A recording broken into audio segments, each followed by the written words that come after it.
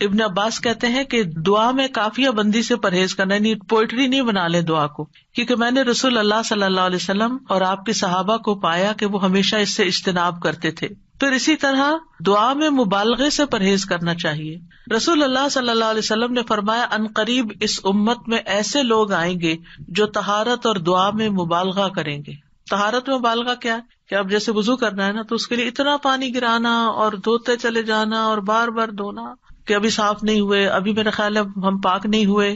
نہیں، اس میں انسان کو اعتدال اختیار کرنا چاہیے. نبی صلی اللہ علیہ وسلم تھوڑے سے پانی سے پورا وضو کر لیا کرتے تھے. اور اسی طرح دعا میں مبالغہ آرائی جو ہے وہ بھی پسندیدہ نہیں ہے. پھر اپنے گناہوں کا اعتراف کر کے توبہ استغفار کر کے دعا کرے. نبی صلی اللہ علیہ وسلم نے فرمایا ایک بندے نے گناہ کیا اور کہا اے میرے رب میں نے گناہ کیا تو مجھے بخش دے. اس کے رب نے فرمایا کیا میرا بندہ جانتا ہے کہ اس کا کوئی رب ہے اور گناہ کی وجہ سے سزا بھی دیتا ہے؟ میں نے اپنے بندے کو بخش دیا، کیونکہ میرے بندے کا یہ یقین تھا کہ میرا رب بخشش فرمانے والا ہے، اسی لیے وہ میرے پاس آیا ہے بخشش مانگنے کے لیے، تو میں نے اس کو بخش دیا. دعا کرنے والے کو پہلے اپنے لیے دعا کرنی چاہیے، پھر اپنے قریب والوں کے لیے، پھر دور والوں کے لیے. جیسے قرآن مجید میں آتا ہے ابراہیم علیہ السلام کی دعا ربنا اغفر لی ولوالدی وللمؤمنین یوم یقوم الحساب. اللہ مجھے بخش دے، میرے والدین کو بخش دے اور سارے مومنوں کو بخش دے قیامت کے دن. رسول اللہ صلی اللہ علیہ وسلم جب کسی کا ذکر کرتے ہوئے اس کے لیے دعا کرتے تو پہلے اپنے لیے کرتے. پھر اسی طرح تکرار اور اصرار سے دعا کرنی چاہیے. نبی صلی اللہ علیہ وسلم جب دعا کرتے تو 3 مرتبہ دعا کرتے، ہر دفعہ نہیں لیکن جو خاص دعائیں ہوتی. رسول اللہ صلی اللہ علیہ وسلم نے فرمایا جو شخص 3 مرتبہ اللہ سے جنت مانگے، جنت کہتی ہے اللہم ادخلہ الجنہ، یعنی آپ جب نماز میں یا بعد میں دعا کرتے ہیں کہ اللہم انی اسألک الجنہ، اللہم انی اسألک الجنہ، اللہم انی اسألک الجنہ، تو جنت کہتی ہے اللہم ادخلہ الجنہ. پھر اسی طرح جو بھی ضرورت ہو اس کے لیے صرف 1 آدھ دفعہ دعا کر کے چھوڑ نہ دی جائے بلکہ کثرت سے مانگتے رہیں. ابو درداء کہتے ہیں جو کثرت سے دروازہ کھٹکھٹاتا ہے قریب ہے اس کے لیے کھول دیا جائے، جو کثرت سے دعا مانگتا ہے قریب ہے کہ اس کی دعا قبول کر لی جائے. پھر اسی طرح پوری کوشش لگا دینی چاہیے، اللہ کی رحمت سے مایوس نہیں ہونا چاہیے. یہ نہیں کہنا چاہیے کہ 20 سال ہو گئے یہ دعا کرتے ہوئے ابھی تک قبول نہیں ہوئی. نہیں، مانگتے رہیں. ہر دعا کی قبولیت کا ایک وقت ہے. یعقوب علیہ السلام کی دعا کتنے سالوں میں جا کے قبول ہوئی، بعض کہتے ہیں 40 سال بعد، اس سے بھی زیادہ بتاتے ہیں. اسی طرح ابراہیم علیہ السلام کی جو دعا نبی صلی اللہ علیہ وسلم کے بارے میں تھی کئی ہزار سال کے بعد وہ قبول ہوئی. پھر اسی طرح باقی پیغمبروں کی بھی جو دعائیں ہیں، یعنی ہم دیکھتے ہیں دونوں طرح سے معاملات ہیں، فوری طور پر بھی اور تاخیر سے بھی، کیونکہ یہ اللہ تعالیٰ کو پتا ہے کہ ہمارے لیے کیا بہتر ہے. کیونکہ بعض اوقات اگر ہماری کوئی دعا فوری قبول ہو جائے تو ہو سکتا ہے کہ وہ ہمارے لیے نقصان دہ ہو جائے. پھر حلال روزی کا اہتمام کرنا. نبی صلی اللہ علیہ وسلم نے ایک شخص کا ذکر کیا جو طویل سفر کرتا ہے، پریشان ہے اور اس کے بال خاک آلود ہو رہے ہیں. وہ اپنے ہاتھ آسمان کی طرف پھیلا کر کہتا ہے اے رب اے رب، حالانکہ اس کا کھانا حرام، اس کا پینا حرام، اس کا پہننا سب حرام چیزوں سے ہے، اسے حرام ہی سے خوراک دی گئی، پھر اس کی دعا کیسے قبول ہو؟ اس کا یہ مطلب نہیں کہ اگر انسان سے اتنے گناہ ہو چکے ہیں یا وہ حرام کام کرتا رہا ہے تو اب دعا ہی نہ کرے. نہیں، پھر بھی دعا کرے اور اس غلطی کا اعتراف کر کے پھر اللہ سے مانگے تو انشاءاللہ اس کی دعا بھی قبول ہوگی. پھر اسی طرح جب انسان خوشحالی کی حالت میں ہو، آسودگی ہو، سب کچھ ہے، پھر بھی دعائیں مانگے کہ اللہ ان نعمتوں کو برقرار رکھنا، اور خاص طور پر آخرت کی مانگتا رہے. رسول اللہ صلی اللہ علیہ وسلم نے فرمایا جو شخص چاہتا ہو کہ اللہ خوشی اور غم کے وقت اس کی دعا قبول کر لے تو اسے چاہیے کہ وہ خوشحالی اور آسودگی میں بکثرت دعا کرے. پھر یہ ہے کہ بد دعا نہ کی جائے، نہ اپنے لیے نہ اپنے اہل و عیال کے لیے. وہ آتا ہے نا کہ وَيَدْعُ الْإِنسَانُ بِالشَّرِّ دُعَاءَهُ بِالْخَيْرِ وَكَانَ الْإِنسَانُ عَجُولًا، اور انسان برائی کی اسی طرح دعا کرتا ہے جیسے وہ بھلائی کی دعا کرتا ہے، یعنی بد دعا کر لیتا ہے اپنے لیے، اور انسان بہت جلد باز ہے. رسول اللہ صلی اللہ علیہ وسلم نے فرمایا اپنے اوپر بد دعا نہ کرو، نہ اپنی اولاد پر بد دعا کرو، نہ اپنے خادموں پر بد دعا کرو، نہ اپنے مال پر بد دعا کرو. کہیں ایسا نہ ہو کہ قبولیت کی گھڑی ہو جس میں اللہ تعالیٰ سے کچھ مانگا جائے اور وہ قبول کر لے. کیونکہ بعض اوقات انسان غصے میں آ کے، بعض اوقات ہرٹ ہو کے زبان سے کوئی ایسے الفاظ نکال دیتا ہے، جیسے بچوں کے بارے میں بعض اوقات غصہ آتا ہے انسان کو تو پھر بہت شدید بعض اوقات وہ پریشان کرتے ہیں. تو ایسی صورت میں زبان پہ آتے آتے بعض اوقات کچھ لفظ رک جاتے ہیں تو اس میں ان کی ہدایت کی دعا مانگنی چاہیے. ایک بات یاد رکھیے کہ جب انسان اپنے پورے جذبات میں ہوتا ہے نا، چاہے وہ غصہ ہو، غم ہو، خوشی ہو، ایکسائٹمنٹ ہو، کچھ بھی ہو، اس وقت انسان بڑے دل سے دعا کرتا ہے. ان گھڑیوں کو کیش کرے. یا عام طور پر تم ڈھیلے ڈھیلے ٹھنڈے ٹھنڈے دعائیں مانگ رہے ہوتے ہیں نا، کوشش کر کر کے فوکس کر رہے ہوتے ہیں. لیکن جس وقت ہم سخت پریشان ہوتے ہیں یا سخت ضرورت پڑ جاتی ہے، کچھ کھو جاتا ہے، کچھ ہو جاتا ہے ایسا کہ جو ہمارے اوپر بہت گراں گزرتا ہے، تو ہم ہل جاتے ہیں. وہ جو ہلنا ہے نا، اس وقت آپ اپنے رب کو بہت شدت سے پکاریں، تو وہ شدت جو ہے وہ انشاءاللہ فائدہ دے گی. یعنی اپنے آپ کو ڈائیورٹ کر لیں، بجائے غصہ لوگوں پہ نکالنے کے اور غلط باتیں کرنے کے کہ جو پلٹ کے اپنے اوپر ہی آئے. کیونکہ اگر آپ کسی کو بھی بد دعا دیتے ہیں اور وہ اس کا اہل نہیں، تو واپس آپ پر ہی آ جائے گی. تو اس لیے بہت احتیاط کی ضرورت ہے. تو چینلائز کر لیں اپنے غصے کو، چینلائز کر لیں اپنے غم کو، چینلائز کر لیں اپنی انتہائی ایکسائٹمنٹ کو. اس طرح پھر انسان کے اندر سے دعا نکلتی ہے، آنسو بھی آ جاتے ہیں اور انسان اللہ تعالیٰ کو اپنے قریب محسوس کرتا ہے. پھر اسی طرح گناہ یا قطع رحمی کی دعا نہیں کرنی چاہیے.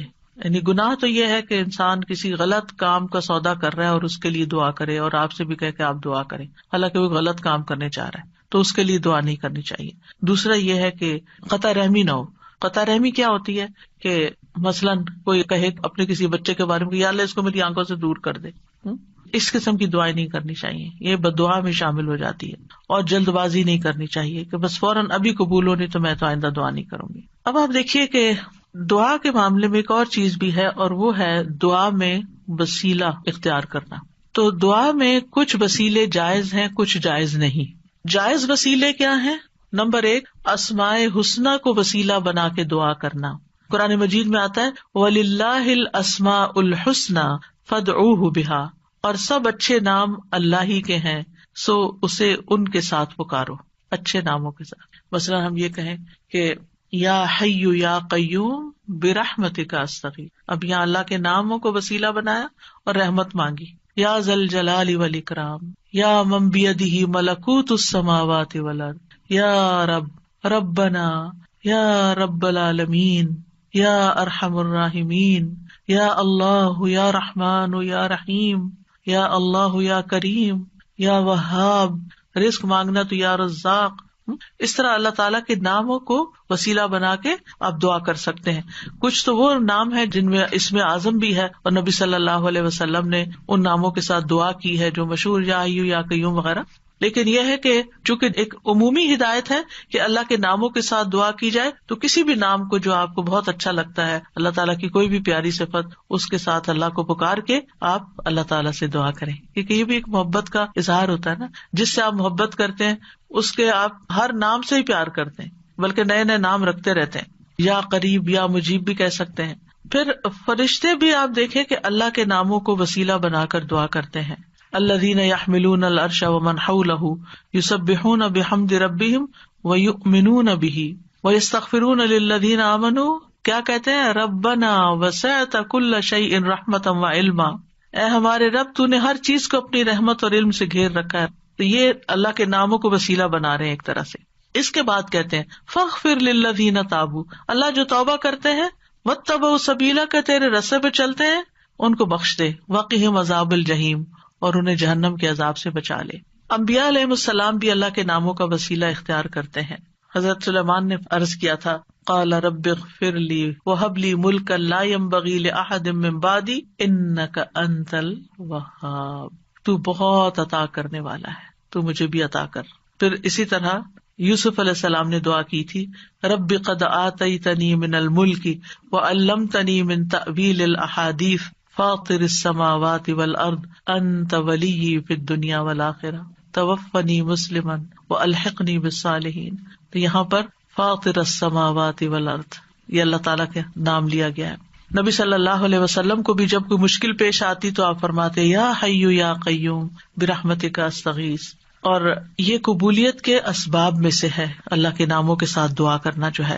رسول اللہ صلی اللہ علیہ وسلم مسجد میں داخل ہوئے تو دیکھا گیا کہ ایک شخص نے اپنی نماز پوری کر لی اور تشہد میں بیٹھا ہے اور کہہ رہا ہے اللہم انی اسألک یا اللہ الاحد الصمد الذی لم یلد ولم یولد ولم یکن لہ کفوا احد ان تغفر لی ذنوبی انک انت الغفور الرحیم. آپ صلی اللہ علیہ وسلم نے 3 بار فرمایا اس کو بخش دیا گیا ہے. یعنی اس دعا کے ساتھ آپ دیکھیں کہ اس میں اخلاص بھی ہے نا.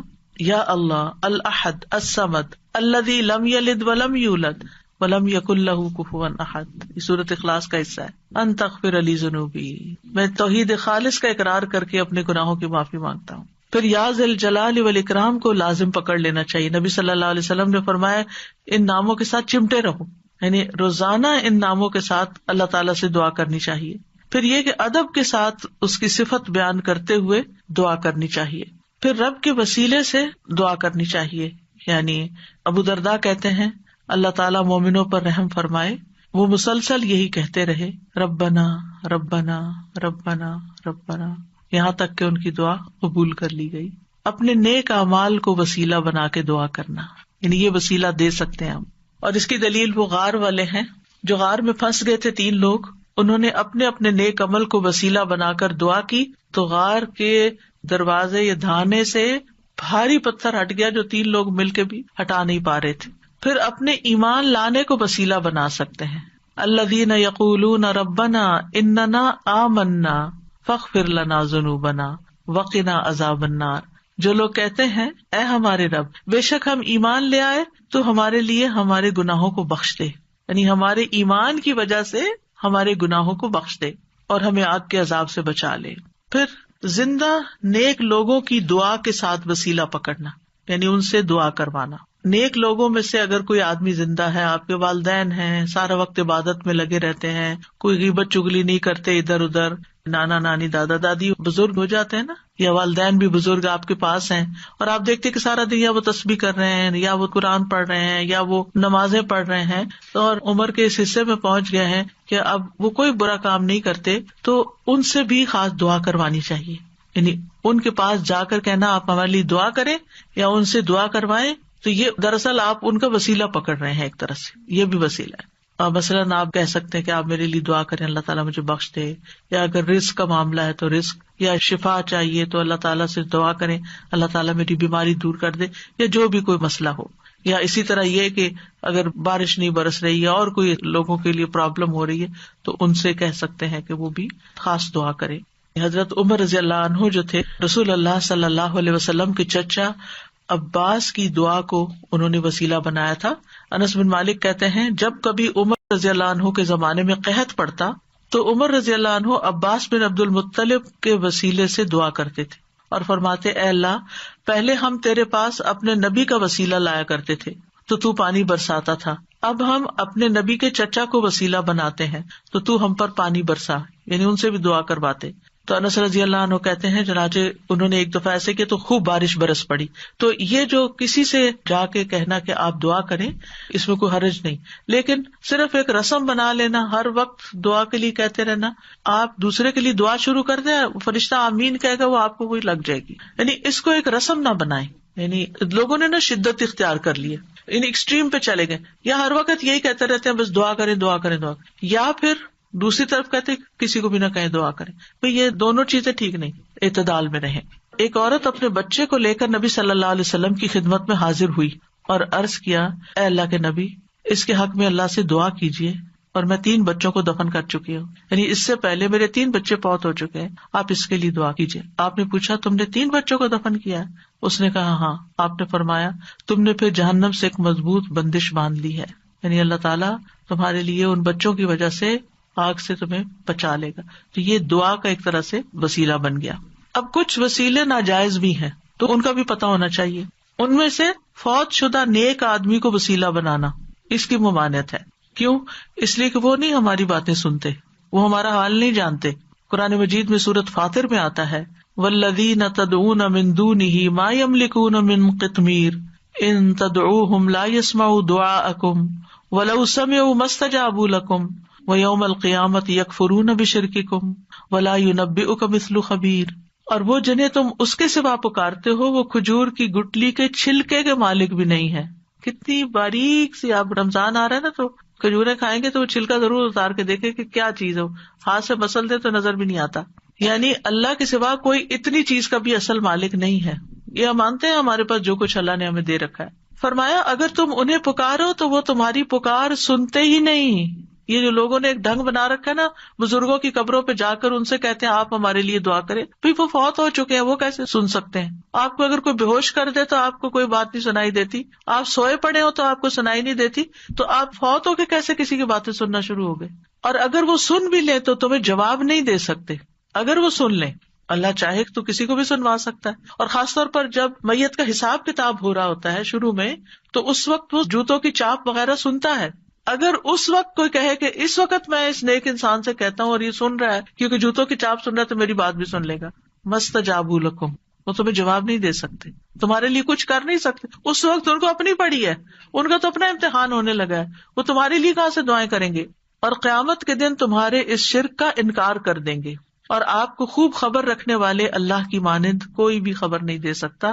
یہ اللہ تعالیٰ نے آپ کو بتایا ہے کہ یہ ممکن نہیں کہ مردے سے آپ جا کے کہو کہ آپ ہمارے لیے دعا کریں. اچھا, بعض لوگ کہتے ہیں وہ شہید ہوتے ہیں, تو شہید وہ ہوتے ہیں اور مردہ نہیں کہتے اس کو, لیکن ان کا بھی تعلق ہماری دنیا سے نہیں ہے, وہ اپنی جنتوں میں ہے.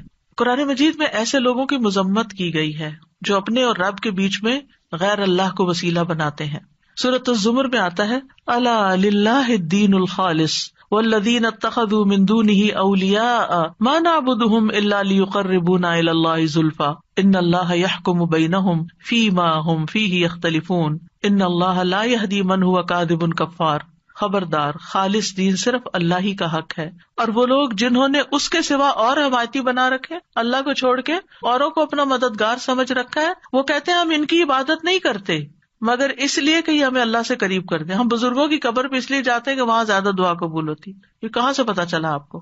الا لیقربونا الی اللہ زلفی, اچھی طرح قریب کر دیں. یقیناً اللہ ان کے درمیان اس کے بارے میں فیصلہ کرے گا جس میں وہ اختلاف کر رہے ہیں. بے شک اللہ اس شخص کو ہدایت نہیں دیتا جو جھوٹا اور بہت ناشکرا ہو. ایسے لوگ پھر کسی کی سنتے بھی نہیں. آپ کو معلوم ہے نا, دور جاہلیت میں لوگ بتوں کی پوجا کرتے تھے, وہ ان کو خدا نہیں سمجھتے تھے. وہ کہتے تھے یہ خدا کے اوتار ہیں اور ہم یہ سمجھتے ہیں کہ ان کی سفارش سنی جاتی. اور وہ بت کن کے ہوتے تھے؟ پاسٹ کے نیک لوگوں کے, جیسے قوم نوح نے بت بنا لیے تھے. لیکن یاد رکھیے جو آیت ہم ریپیٹڈلی ہر روز سنتے ہیں اور ہر روز اس کا معنی جانتے ہیں, اس میں وَإِذَا سَأَلَكَ عِبَادِي أَنِّي وَإِنِّي قَرِيبٌ, کوئی واسطہ وسیلہ بیچ میں نہیں. میں خود اپنے بندے کے قریب ہوں, کسی اور کو بیچ میں لانے کی کیا ضرورت ہے؟ ڈائریکٹ اس کو پکارے. جیسے آپ اپنا کیس خود پیش کر سکتے ہیں, کوئی اور نہیں آپ کے لیے کر سکتا. جو چوٹ آپ کو لگی ہوئی ہے, جو غم آپ کے دل میں ہے, وہ کسی اور نے نہیں ایکسپیرئنس کیا. لہٰذا اس دکھی ٹوٹے دل کے ساتھ جب اللہ سے مانگیں گے تو کیوں نہیں سنے گا, ضرور سنے گا. اب دعا کی قبولیت کے کچھ اوقات. اگرچہ انسان ہر وقت دعا کر سکتا ہے, لیکن کچھ ٹائم دوسرے ٹائمز کی نسبت زیادہ قبولیت والے ہوتے ہیں, جن میں سب سے پہلے آذان. حدیث میں آتا ہے آذان اور اقامت کے درمیان دعا رد نہیں کی جاتی, لیکن پہلے آپ اذان کا جواب دیں, اذان کے بعد والی دعا پڑھیں, درود پڑھیں اور پھر مانگیں, قبول ہو جائے گی. پھر فرض نمازوں کے بعد, سبحان اللہ, ہر روز 5 دفعہ فرض نماز ادا کرتے ہیں, اس کے فوراً بعد دعا قبول ہوتی ہے. ابو امامہ کہتے ہیں رسول اللہ صلی اللہ علیہ وسلم سے پوچھا گیا کون سی دعا زیادہ قبول ہوتی ہے؟ آپ نے فرمایا رات کے آخری حصے میں اور فرض نمازوں کے بعد مانگی جانے والی دعا. اس میں دونوں طریقے سے آپ مانگ سکتے ہیں. ایک سلام پھیرنے سے پہلے جہاں ربی جعلنی پڑھتے ہیں وہاں بھی اپنی دعائیں مانگ سکتے ہیں, اور دوسرے سلام کے بعد بھی یاد آئے تو اس وقت بھی مانگ سکتے ہیں. پھر دوران سجدہ رسول اللہ صلی اللہ علیہ وسلم نے فرمایا جہاں تک سجدے کا تعلق ہے تو اس میں خوب دعا کرو, یہ دعا اس لائق ہے کہ تمہارے حق میں قبول کی جائے. اور سجدے کی حالت میں انسان اللہ کے بہت قریب ہوتا ہے, تو اس سے خوب دعا کرنی چاہیے. کئی لوگوں کا سوال ہوتا ہے کہ کیا اس میں قرآنی دعا کر سکتے ہیں؟ جی, ایز اے دعا آپ کر رہے ہیں تو قرآن کے الفاظ بھی ہو تو پڑھ سکتے ہیں. ہاں, تلاوت نہیں کر سکتے لیکن دعا کر سکتے ہیں, مسنون دعائیں بھی کر سکتے ہیں. اپنی زبان میں نہیں باتیں کر سکتے وہاں, اللہ یہ کہ آپ نماز کے بعد کسی وقت دل چاہے اور آپ سجدے میں پڑھ کے اپنے دل کی باتیں کریں. پھر رات کا آخری حصہ, فجر کی اذان سے پہلے کا وقت, نبی صلی اللہ علیہ وسلم نے فرمایا تمام اوقات سے زیادہ بندہ پچھلی رات میں رب کے سب سے زیادہ قریب ہوتا ہے. بس اگر تم سے ہو سکے تو تم اس گھڑی کو یاد کرنے والوں میں سے بن جاؤ, تو ضرور بن جاؤ. یعنی اس وقت تم ضرور اللہ کو یاد کرو, اس وقت دعائیں کرو. پھر جمعہ کے دن ایک خاص گھڑی, ابو ہریرہ روایت کرتے ہیں رضی اللہ عنہ کہ رسول اللہ صلی اللہ علیہ وسلم نے جمعہ کے دن کا تذکرہ کیا. آپ نے فرمایا اس میں ایک گھڑی ایسی ہے کہ کوئی مسلمان بندہ نماز پڑھتے ہوئے اللہ سے جو بھی مانگتا ہے اسے ضرور عطا کر دیا جاتا ہے. اب یہ کون سی گھڑی ہے؟ اس کے بارے میں ایک تو یہ اوپینین ہے کہ دن کا کوئی بھی حصہ ہو سکتا ہے. دوسرا یہ ہے کہ امام جب خطبے کے لیے ممبر پر آ جاتا ہے. پھر ایک یہ کہ عصر کے بعد سے لے کے مغرب کے بیچ میں آتی ہے. پھر لیلۃ القدر میں دعا کرنا. عرفہ کے دن حاجیوں کے لیے عرفہ کا دن ہم بھی کر لیں تو کیا حرج ہے؟ اگر ان کی سنی جا رہی تو رب ہماری بھی سن رہا ہے. لیکن وہ تو چونکہ مشقت اٹھا کے وہاں پہنچے ہیں تو اس لیے وہ زیادہ قریب ہیں. نبی صلی اللہ علیہ وسلم نے فرمایا بہترین دعا وہ ہے جو عرفہ کے دن مانگی جائے. حضرت عائشہ کہتی ہے کہ رسول اللہ صلی اللہ علیہ وسلم نے فرمایا اللہ عرفہ کے دن سے زیادہ کسی دن اپنے بندوں کو آگ سے آزاد نہیں کرتا اور اللہ اپنے بندوں کے قریب ہوتا ہے. پھر فرشتوں کے سامنے اپنے بندوں پر فخر فرماتے ہوئے کہتا ہے یہ سارے بندے کیوں آئے ہیں یہاں؟ گھر بار چھوڑ کے مال خرچ کر کے اتنی تکلیف اٹھا کے یہاں کس لیے جمع ہے؟ تو ہم سب جانتے ہیں کہ آج کیوں کرتے ہیں کہ اللہ تعالیٰ ہمیں بخش دے اور ہم سے راضی ہو جائے اور ہمارا فرض بھی ادا ہو جائے. پھر اسی طرح بارش کے وقت کی دعا، یعنی جب بارش ہو رہی ہے اور آپ لوگ بڑے خوش قسمت ہیں کہ یہاں اکثر بارش ہوتی رہتی ہے، برف بھی پڑتی ہے، تو اس وقت پریشان ہونے کی بجائے دعا کرنا شروع کر دیا کریں. آپ ڈرائیونگ کر رہے ہیں، بارش برسنا شروع ہو گئی، دعائیں شروع کر دیں. پھر مصیبت کے وقت، جس سے پہلے بھی میں نے عرض کیا نا کہ جب انسان جذبات کی پیک پہ ہوتا ہے تو اس وقت اس کے الفاظ اور ہی طرح کے ہوتے ہیں. رسول اللہ صلی اللہ علیہ وسلم نے فرمایا اگر مسلمان پر کوئی مصیبت آئے اور وہ اللہ کے حکم کے مطابق کہے انا للہ و انا الیہ راجعون اللہم اجرنی فی مصیبتی واخلف لی خیرا منہا، اے اللہ مجھے میری مصیبت میں اجر دے اور میرے لیے اس کا بہترین نعم البدل عطا فرما، تو اللہ اس کو اس سے بہتر عطا فرماتے ہیں. اور جب بھی دل پہ غم کی گھٹا چھائے کسی بھی تکلیف کی وجہ سے، دیر اینڈ دین یہی دعا کیا کریں اللہم اجرنی فی مصیبتی واخلف لی خیرا منہا، اللہ اس مصیبت پر تو مجھے اجر دے اور اس سے بہتر نعم البدل عطا کر دے. پھر اسی طرح زمزم پیتے وقت رسول اللہ صلی اللہ علیہ وسلم نے فرمایا زمزم کا پانی اس مقصد کے لیے ہے جس کے لیے وہ پیا جائے. پھر تلاوت قرآن کے بعد کی دعا. پھر مرغ کی آواز سنتے وقت، کیونکہ اس وقت وہ فرشتے کو دیکھ رہا ہوتا ہے. پھر مریض اور میت کے پاس رسول اللہ صلی اللہ علیہ وسلم نے فرمایا جب تم مریض یا میت کے پاس جاؤ تو اچھی بات کہا کرو، کیونکہ فرشتے تمہاری بات پر آمین کہیں گے. یعنی اس وقت دعائیں کرنی چاہیے. ام سلمہ کہتی ہیں کہ رسول اللہ صلی اللہ علیہ وسلم ابو سلمہ جو ان کے ہسبینڈ تھے ان کی میت پر تشریف لائے. ان کی آنکھیں کھلی رہ گئی تھی، آپ نے انہیں بند کیا اور فرمایا جب روح قبض ہو جاتی ہے تو آنکھیں اس کا پیچھا کرتی ہیں. یعنی روح جب لے کے جاتے ہیں فرشتے تو آنکھیں پیچھے پیچھے دیکھتی ہیں. اس کا جسم کا ایک حصہ چلا گیا یعنی اس کی روح چلی گئی تو اس کو کیا کرنا چاہیے؟ آنکھیں بند کر. اور ویسے بھی آپ دیکھیں اگر باڈی اکڑ جائے اور میت کی آنکھیں کھلی رہتی تو بڑا خوفناک سا سین ہو جاتا ہے. اسی دوران گھر کے کچھ لوگ رونے چیخنے لگے تو آپ نے فرمایا اپنے متعلق خیر ہی کی دعا مانگا کرو، رونے کا فائدہ نہیں، اچھی دعا مانگو کیونکہ فرشتے تمہاری دعا پر آمین کہتے ہیں.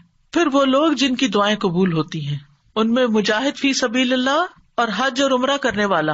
رسول اللہ صلی اللہ علیہ وسلم نے فرمایا اللہ کے راستے میں غازی اور حج کرنے والے اور عمرہ کرنے والے اللہ کے وفد ہیں، ڈیلیگیشنز ہیں اللہ کی طرف جانے والے. اللہ نے انہیں بلایا تو انہوں نے اس دعوت کو قبول کر لیا اور پھر انہوں نے اللہ سے مانگا تو اللہ نے ان کو عطا کر دیا. پھر مظلوم، مسافر اور والد کی دعا.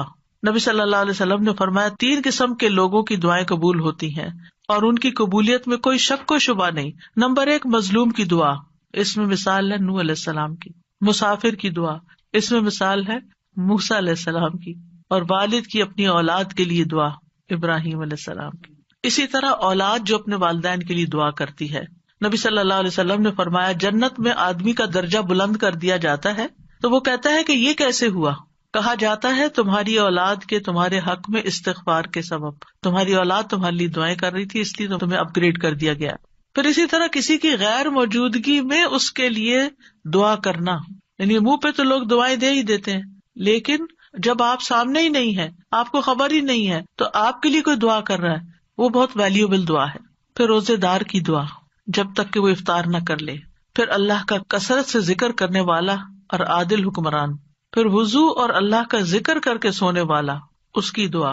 وہ شخص جو رات کو آنکھ کھلنے پر یہ دعا پڑھے، اس کے کارڈ بھی چھپے ہوئے ہیں، لا الہ الا اللہ وحدہ لا شریک لہ لہ الملک ولہ الحمد وہو علی کل شیء قدیر، الحمد للہ وسبحان اللہ ولا الہ الا اللہ واللہ اکبر ولا حول ولا قوۃ الا باللہ، ثم قال، پھر کہے اللہم اغفر لی، اے اللہ مجھے بخش دے، یا پھر کوئی اور دعا مانگے تو وہ بھی قبول ہوگی، پھر اگر وہ وضو کرے اور نماز پڑھے تو اس کی نماز قبول ہو جائے گی۔ پھر وہ لوگ ہیں جن کی دعا قبول نہیں ہوتی، قرآن مجید میں آتا ہے فادعوا وما دعاء الکافرین الا فی ضلال، فادعوا تم دعا کرو، اور کافروں کی دعا تو اکارت ہی ہے، کیونکہ وہ اللہ سے تھوڑی مانگتے ہیں، کوئی جیزس سے مانگ رہا ہے اور کوئی بتوں سے مانگ رہا ہے اور کوئی کسی سے، اللہ کے لیے تو مخلص ہو کے اخلاص کے ساتھ دعا کرتے ہی نہیں ہے، اور اخلاص والی دعا کیا ہے؟ جو ہر شرک سے پاک ہو۔ پھر جو لوگ نیکی کا حکم نہ دیں اور برائی سے نہ روکیں، ان کی دعائیں قبول نہیں ہوتی۔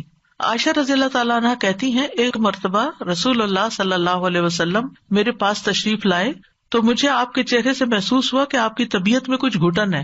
آپ نے وضو کیا اور کوئی بات کیے بغیر واپس چلے گئے۔ میں نے حجروں سے قریب ہو کر سنا تو آپ فرما رہے تھے، اے لوگوں، بے شک اللہ عز و جل فرماتا ہے کہ نیکی کا حکم دیا کرو اور برائی سے روکا کرو، اس سے پہلے کہ تم مجھے پکارو اور میں تمہاری دعائیں قبول نہ کروں، تم مجھ سے سوال کرو اور میں تمہیں کچھ عطا نہ کروں، تم مجھ سے مانگو اور میں تمہیں نہ دوں۔ پھر اسی طرح ناسمجھ کو مال یا اختیار دینے والے کی دعا، قرآن مجید میں آتا ہے وَلَا تُؤْتُوا السُّفَهَاءَ أَمْوَالَكُمْ، یعنی بے وقوفوں کو اپنے مال مت دو، یعنی جن میں ان کو مینج کرنے کی صلاحیت نہیں ہے، نہ تجربہ کار لوگ، ان کو نہیں دو، پیسے ضائع کر دیں گے۔ تو بہرحال یہ کچھ آداب تھے، اور اس کے ساتھ ہی یہ کہ کون سے لوگ ہیں جن کی دعائیں قبول ہوتی ہیں، کون سے اوقات ہیں، کون سی جگہ ہیں، اور آخر میں یہی کہوں گی کہ ہمیں اللہ تعالیٰ سے کثرت سے دعا کرنی چاہیے، اس سے مانگتے رہنا چاہیے، کیونکہ ہم محتاج ہیں۔ دوسروں سے کہنے کی بجائے خود اللہ تعالیٰ سے زیادہ دعائیں کریں، دعا میں عاجزی اور افتقار ہونا چاہیے، اصرار ہونا چاہیے، اور پھر قبولیت کے اسباب اختیار کریں، یعنی جگہیں، ٹائم، یعنی کس قسم کی مناسبت ہے اس سے۔ تو اللہ تعالیٰ سے دعا ہے کہ وہ ہمیں دعا کرنا سکھا دے اور ایسی دعائیں کرنے کی توفیق دے جو ہمارے لیے قبولیت کا باعث ہوں۔ ہم اصرار سے مانگتے ہیں اللہ تعالیٰ سے، بار بار وہی بات چیت کرتے ہیں اور ضد بھی کرتے ہیں، لیکن ہمیں نہیں پتا کہ وہ چیز ہمارے لیے صحیح ہے کہ نہیں، تو ہم مانگتے رہیں تو اللہ تعالیٰ اس کے بدلے کیا کیا دے گا۔ کل کے لیکچر میں ہم نے پڑھا تھا کہ بعض اوقات آپ اصرار کر رہے ہیں، اللہ کو پتا یہ نہیں آپ کے لیے ٹھیک، لیکن چونکہ آپ دعا کر رہے ہیں، آپ عبادت کی حالت میں، آپ کو مناجات کی لذت مل رہی ہے، آپ کے بوجھ اتر رہے ہیں، آپ کے گناہ معاف ہو رہے ہیں، یعنی بعض اوقات دعا نہیں قبول ہوتی لیکن اس کے بدلے گناہ معاف ہو جاتے ہیں، بعض اوقات کوئی آنے والی مصیبت ٹال دی جاتی ہے، تو بعض اوقات اللہ تعالیٰ اس سے بہتر کوئی اور چیز آپ کو دے دیتا ہے۔ سو مینی ویز آف قبولیت دعا۔ السلام علیکم استاذہ جی، یہ جیسے زندگی میں بہت ناراضگیاں ہیں، ہسبینڈ سے لڑائی ہو گئی ہے اور ہسبینڈ کی اچانک ڈیتھ ہو گئی، تو پہلے تو اتنا لڑی ہوئی تھی کہ چھوڑ کے چلی گئی وہ، اور پھر پیر پکڑ کے معافیاں مانگی بعد میں، تو مطلب یہ کہ بعد میں معافی وہ پتہ نہیں ہسبینڈ نے معاف کیا، یعنی وہ تو جا چکے تھے، وہ کہتی ہیں کیا میری معافی ہو گئی ہوگی؟ ہسبینڈ کے لیے بھی کثرت سے دعا کریں اور اپنی بخشش کے لیے بھی کریں، اللہ معاف کرنے والا ہے۔ اللہ تعالیٰ کو وہ بندہ جو گناہ کرنے کے بعد پلٹ آتا ہے وہ بہت پسند ہے۔ ایک اور، جیسے جب ہم نماز پڑھ رہے ہوتے ہیں تو ایسے اللہ تعالیٰ کی بڑائی بیان کرتے ہیں، جیسے سبحان اللہ و بحمدہ عدد تک، تو وہ ہم درود شریف اس کے بعد پڑھیں اللہ کی بڑائی بیان کر کے؟ نماز کے اندر درود شریف اینڈ میں اتحیات کے بعد ہے، اس وقت ہوگا، اور اس کے بعد دعائیں ہوں گی۔ دعائیں رب جلنی جو پڑھتے ہیں وہ درود شریف کے بعد ہی پڑھتے ہیں نا۔ جی جی، یہ کہہ کے بھی پڑھ سکتے ہیں نا، یا بدیع السماوات یا حیو یا قیوم انی اسألک، یہ بھی کہہ کے اسٹارٹ کر کے پڑھ سکتے ہیں، بالکل۔ جزاک اللہ۔ استاذہ جی، یہ جو کہتے ہیں نا کہ ہم اپنے والدین کے لیے دعائیں مانگتے ہیں تو ان کے جنت میں درجات اللہ تعالیٰ بلند کرتے ہیں، الحمدللہ ہم سب کی یہی ہوتا ہے کہ ہمارے ماں باپ اللہ کی رحمت سے وہاں ہو، نہ ہو تو پھر کہاں کیا ہوتا ہے، مطلب نکل آئیں گے جہاں کسی اور مشکل میں ہے تو ان کی پھر لگتی ہے ایمان کے ساتھ تو امید ہے نا یہی۔ نہیں، انشاءاللہ امید تو بالکل سب کو یہی ہوتی ہے کہ وہاں ہے، لیکن یہ کہ اگر کہیں اللہ نہ کرے کہ کہیں اور بھی ہیں، یا ان کا حساب سخت ہو رہا ہے، یا کوئی اور ایسی مسئلہ آ گیا ان کو، تو اس سے نکل آئیں گے دعاؤں کی بدولت۔ آپ نے دیکھا ہوگا کئی لوگ خواب میں آتے ہیں اور خواب میں آ کے کہتے ہیں ہمارے لیے دعا کرو یا ہمارے لیے صدقہ کرو، یا اپنی کوئی پریشانی بتاتے ہیں یا آپ ان کو برے حال میں دیکھتے ہیں تو پھر آپ ان کے لیے صدقہ اور دعا وغیرہ کرتے ہیں. میں کہیں پڑھ رہی تھی کہ کسی کے اوپر قرض تھا اور اس نے خواب میں اپنے بیٹے کو بتایا کہ میرے پیسے فلاں جگہ رکھے ہیں, اس سے قرضہ ادا کر دو. تو یہ اللہ کی مدد ہی ہوتی ہے کہ اچھے حال میں بھی انسان دیکھتا ہے, اچھے حال میں بھی دیکھتا ہے تو انشاءاللہ اچھے ہوں گے. لیکن یہ غیب کے معاملات ہیں جن کا ہمیں بہت کم علم دیا گیا, کوئی گارنٹی نہیں کہہ سکتا کسی کی بھی نہیں. میری امی نے جب قرآن لکھا تھا نا ترجمہ, تو انہوں نے خواب میں دیکھا تھا کہ ان کے والدین ہیں اور ان کو 2 بڑی بڑی کرسیاں اور اس کے ان پر تاج پہنایا جا رہا ہے. تو اولاد کیوں نہ نیکیاں کرے پھر, اور ایسے بچوں کو اور ایسے اولادوں کو اللہ تعالیٰ توفیق دے کہ وہ ایسے نیک کام کریں جو ان تک ہمارے بڑوں سے بڑوں تک بخشش کا وسیلہ بنے. بلکہ ایک ٹپ دوں گی, رمضان میں جو بھی صدقہ خیرات کریں اس میں ساتھ اپنے والدین کو بھی شامل کر لیں. استاد آپ نے شروع میں بتایا کہ ہم کسی کے لیے دعا مانگتے ہیں تو اس میں بس ہم ایک سرسری لفظ یوز کر دیتے ہیں, تو جب کوئی اچھا کام کرتا ہے یا بچے بھی کوئی بھی تو ہم اس وقت کہہ دیتے ہیں دعا, تو اس وقت کہہ سکتے اس طرح اٹس اوکے, یا اس وقت ہم کوئی خاص ادب کے ساتھ مانگیں؟ مطلب ادب اس وقت کیا ہوگا کہ الفاظ اچھے ہوں اور احترام ہو, یعنی ہر وقت وضو کرنا, ہر وقت قبلہ رخ ہونا, ہر وقت فارمل اس میں بیٹھ کے کرنا, یہ نہیں ممکن ہوتا. چلتے پھرتے اٹھتے بیٹھتے ہر حال میں آپ دل میں پکار سکتے ہیں. آپ نے ابھی ارشاد فرمایا کہ جب ہم ہتھیلیاں کھول کے ہتھیلیوں سے دعا مانگنی چاہیے. جی, تو جب ہم سجدے میں جیسے دعا قبول ہوتی تو ہمارے تو ہاتھ یوں ہوتے ہیں, تو ہم ان کو یوں کریں؟ نہیں, سجدے میں ہمیں نہیں پھیرنا. سجدے میں تو پوزیشن ہے نا سجدے کی, وہ تو آپ سجدہ کر رہے ہیں جی اور اس میں دعا آ گئی. لیکن جب آپ دعا مانگ رہے ہیں تو اس وقت دعا کی پوزیشن میں آ جائیں گے, یعنی سجدے کے علاوہ جب دعا مانگ رہے ہیں. اور روزے پہ کہتے ہیں نبی صلی اللہ علیہ وسلم کے کہ وہ خود ہمارے سلام کا جواب دیتے ہیں. جی ہاں, تو ان کو ہمارا سلام پہنچایا جاتا ہے. تو وہاں ہم نہیں ان کو وسیلہ بنا کے دعا مانگ سکتے. یہ کسی صحابی نے نہیں بنایا. اچھا, دیکھیں جب حضرت عمر نبی صلی اللہ علیہ وسلم کی وفات کے بعد دعا کروانے گئے تھے تو حضرت عباس کے پاس گئے تھے, قبر پہ نہیں آئے تھے. ٹھیک ہے, اوکے. سبحانک اللہم و بحمدک, اشہد ان لا الہ الا انت, استغفرک و اتوب الیک. السلام علیکم و رحمۃ اللہ وبرکاتہ.